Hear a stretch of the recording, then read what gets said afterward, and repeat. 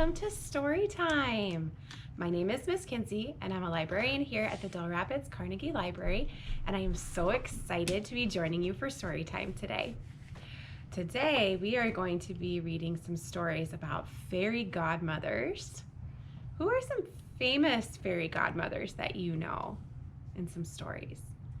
Right, Cinderella is probably the most famous with a fairy godmother, and we're going to read the story of Cinderella.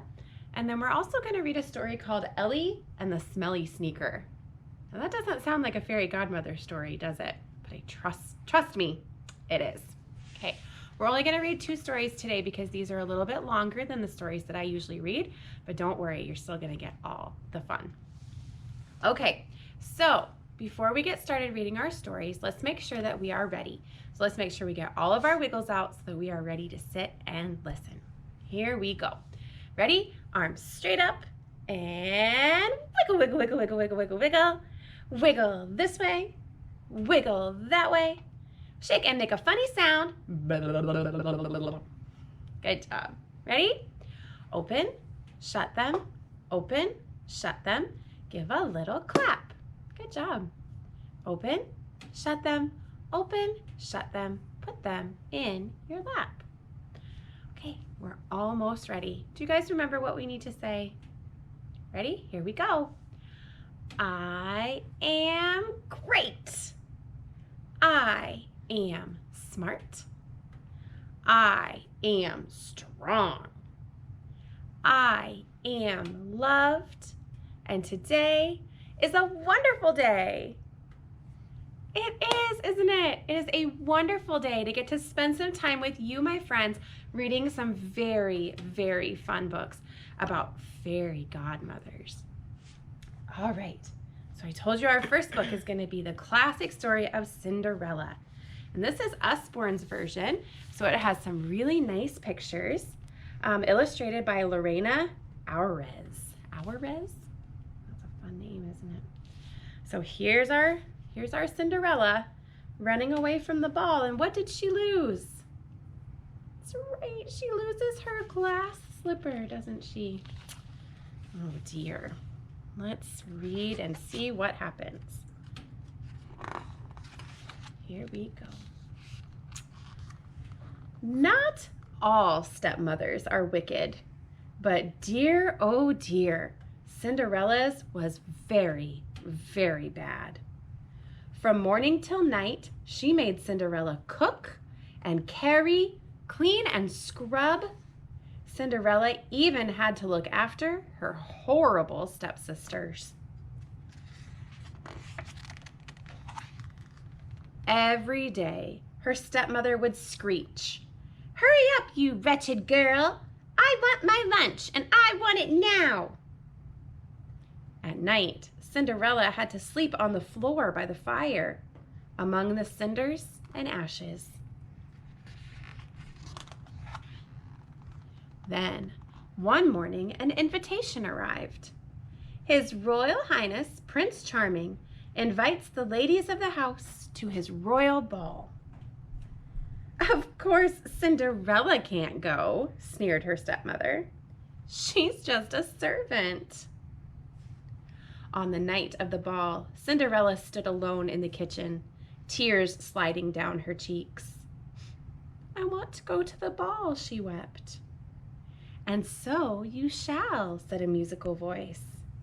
Don't be afraid. I'm your fairy godmother.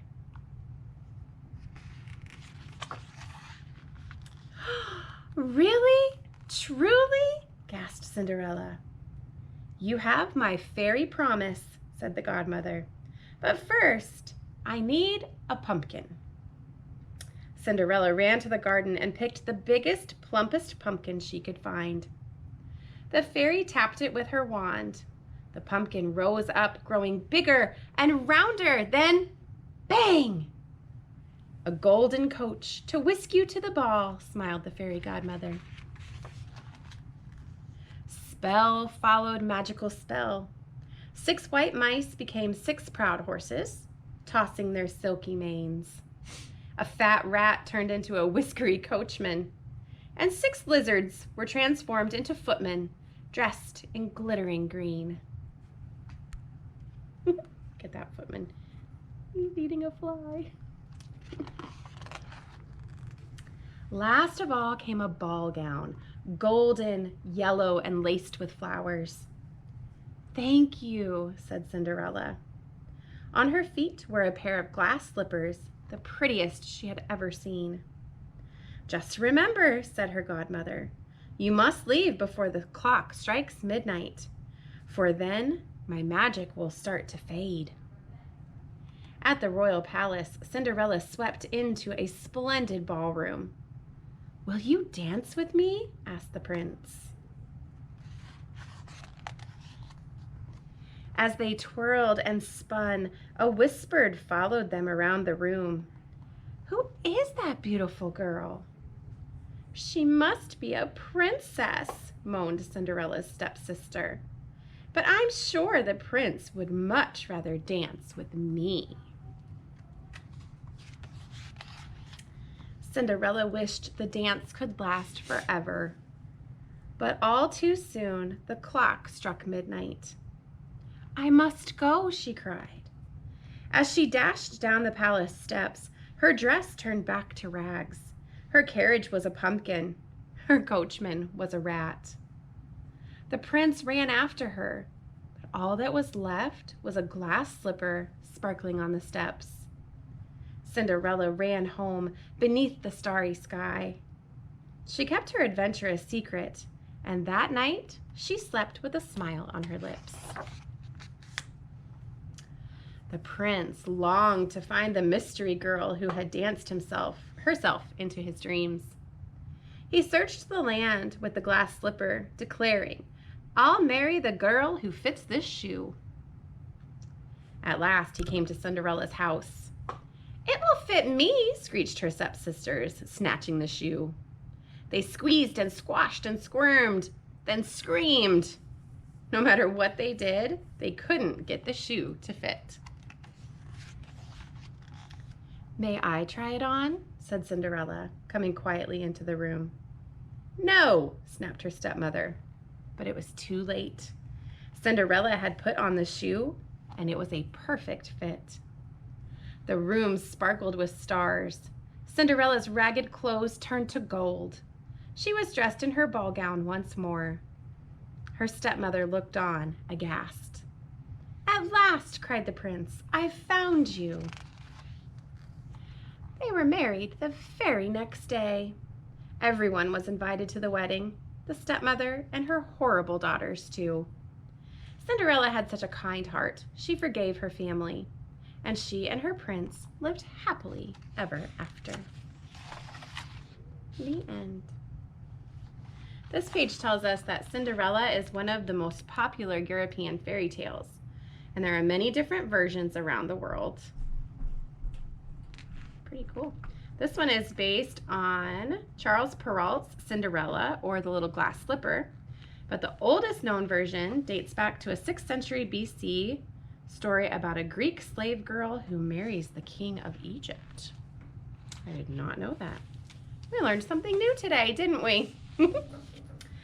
All right, so since we are only going to read one more story, we are going to do our stretches and our finger play right now. So I need you guys to take your arms and stretch all the way up to the ceiling. See how far you can go. Can you stretch and stretch and stretch? Good job. Now stretch all the way to the side. Really pull that arm over. Good job. This feels so nice, doesn't it? All the way to the other side. Good job. All right, arms straight out, palms up, and stretch this way and that way. Good job. Pull your arms in, give yourself a big hug. You guys are doing great. Okay, now, for some reason, when Miss Kinsey thinks of fairy godmothers, I think of tea. I don't know. Maybe it's because most of the fairy godmother stories come from places in Europe, but there's no really good finger play to do with fairy godmothers, so we are going to do I'm a Little Teapot. So I need everybody to stand up, please. my chair back because I've got plenty of room. All right, are you ready? So, I'm a little teapot, short and stout. Here is my handle. Here is my spout. When I get all steamed up, hear me shout. Tip me over and pour me out. All right, let's do that one more time. Ready? Shake, shake, shake, shake, shake, shake, shake, shake, shake, shake, shake. Good job. Ready? I'm a little teapot, short and stout. Here is my handle. Here is my spout. When I get all steamed up, hear me shout. Tip me over and pour me out. Oh, great job, guys. What cute little teapots you were. Okay, so for our last story, we are going to read Ellie and the Smelly Sneaker, a riches to rags story. And it's written by Leslie Gorin and illustrated by Leslie Vamos. I just thought that this book was really, really cute. Can you guys tell what Ellie, this is Ellie, what sport do you think Ellie likes to play? Well, she's got a ball cap and tennis shoes, and what's this down here? That's right, baseballs. I think you guys are right. Do you think they're gonna let her play baseball? I don't know, let's find out. Here we go. Ellie led a charmed life. Her stepmother treated her like a princess. Her stepsisters showered her with bonbons and feathered hats. Maids scrubbed the house till it shone, making sure Ellie never had a single cinder under her manicured nails.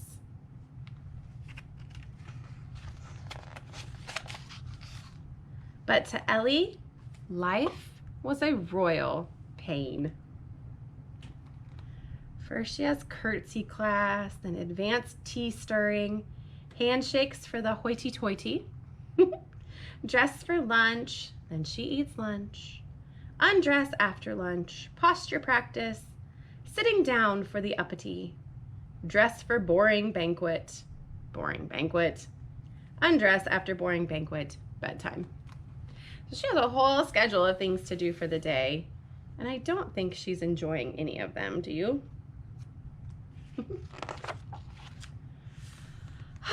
Poor busy Ellie had no friends, no freedom, and no fun. What she really wanted was to run outside with the kids down the street. They frolicked with friends, they skipped in sneakers, and best of all, they played baseball. The more Ellie saw them play, the more she longed to join them. Sometimes late at night, she sneaked outside to practice on her own. Back in bed, she dreamed of opening days and double plays and being on their team. One day, a letter arrived. "The king has issued an open invitation to the palace this morning," said Ellie's stepmother. "Only one guest per household. Ellie, your sisters and I insist that you go. This will be your time to shine. Ta-ta." Ellie trudged outside, sank onto the stoop, and wept. "I'm sick of fondues and frou-frous," she wailed. "I just want to play ball." "Dry your eyes, kid," said a gruff voice.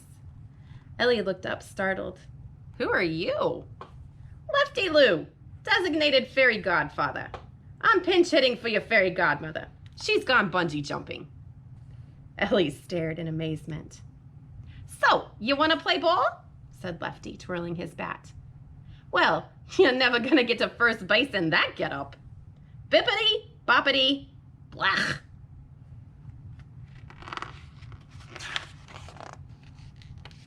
Ellie's finery turned into a dusty baseball uniform, and her glass slippers became a pair of smelly sneakers. "Just what I've always wanted," cried Ellie. "Thank you." "Ah, forget about it," said Lefty. Just make sure you're back by noon. That's when the magic wears off and your threads change back into fancy duds. Now go on, get out of here, and knock one out of the park for me. At the ballpark, the smell of hot dogs, popcorn, and excitement crackled through the air. Ellie took a deep breath, then jumped right in and had a field day. Her practice paid off as she fired off fastballs, dove for fly balls, and hammered homers. Pitches zipped, bats thwacked, fielders soared, and fans roared as Ellie rounded the bases. She had never felt so alive. Even Ellie's stepfamily stopped by. "Who is that?" they asked, and marveled at the dazzling new star. Ellie amazed her teammates too, and they cheered her every play. Soon, the team captain, Vince, wouldn't let anyone pitch except Ellie. Ellie loved the game so much, she lost track of time. During the 7th inning stretch, Ellie jumped up and sprinted off the field. "Gotta go," she yelled. "Touch base later." "Come back," Vince begged. "You can't leave now. The game is tied." Vince raced after her. Ellie got away, but not before one of her sneakers got stuck on the mound.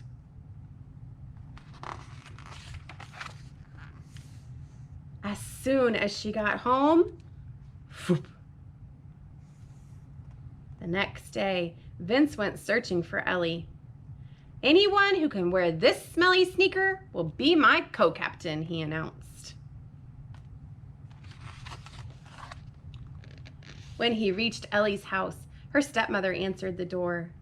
"P.U.," she said, "get that thing away from me." "We wouldn't be caught dead in that," said her stepsisters. "I'll try it on," said Ellie. "And ruin your pedicure?" her stepmother gasped.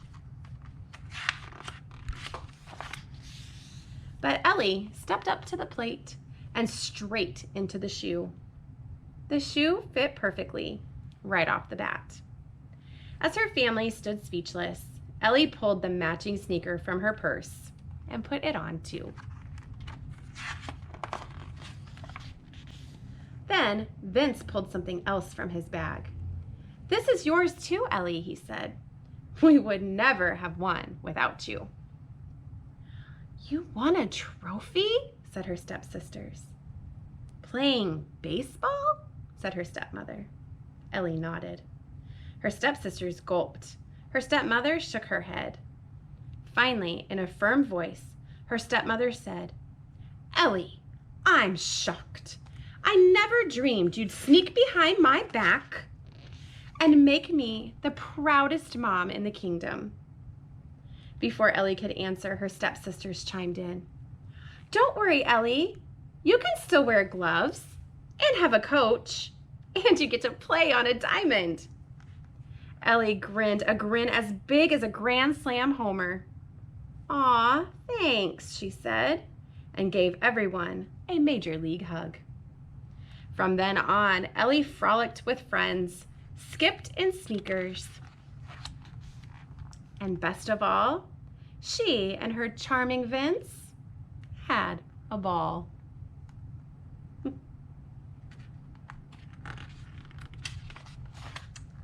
The end. Now her schedule is full of things like curveball class and advanced seed spitting, pitching for poppers, free time, family time, then bedtime.